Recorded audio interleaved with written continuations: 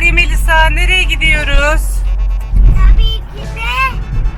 Nereye baba? Nereye gitmek istersiniz?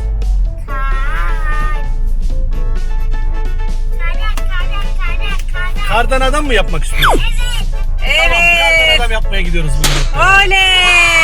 Yaşasın! Mila, nereye gidiyoruz?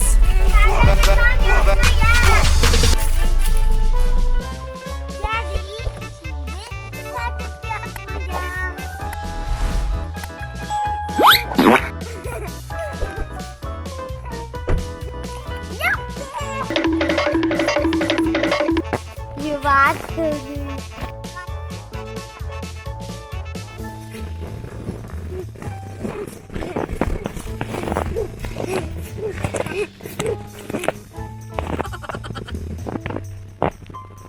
Ay çok güzel. Ay çok güzel.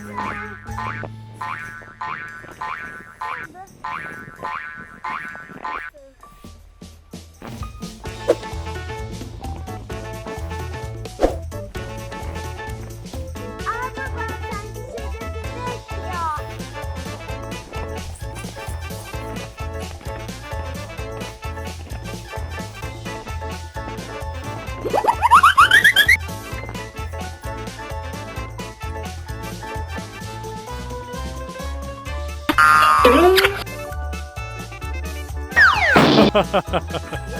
Çok güzeldi. Baba buralarda sende genç var mı? Tabii ki vardır. Burası orman. Bak şimdi göstereceğim ben sana. Bak şimdi gel. Bak karşıyı görüyor musun? Bak karşıda ağaçların hemen orada geyikler var bak. Görebiliyor musun? Bak. Görebiliyor musun? Baba peki burada kurt var mıydı? Evet, tabii ki kurt da var. Bak şimdi göstereceğim sana. Bak hemen şurada görebiliyor musun? Bak. Bak oradan bir iki tane böyle gidiyor. Görebiliyor musun? Bak bize bakıyorlar.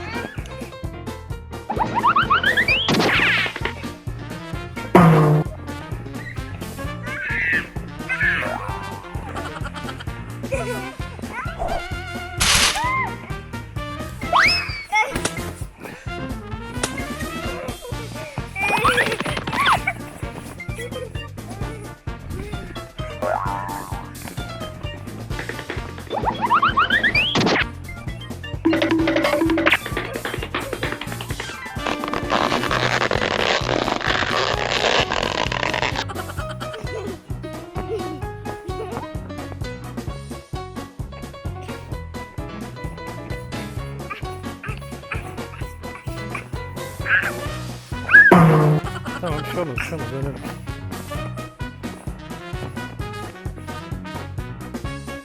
Böyle yeter. Yardım edeyim sana.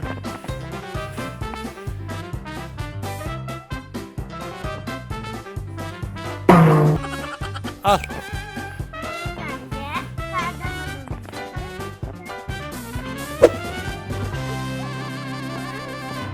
Güzel oldu. Şimdi düğmelerini takalım Arya.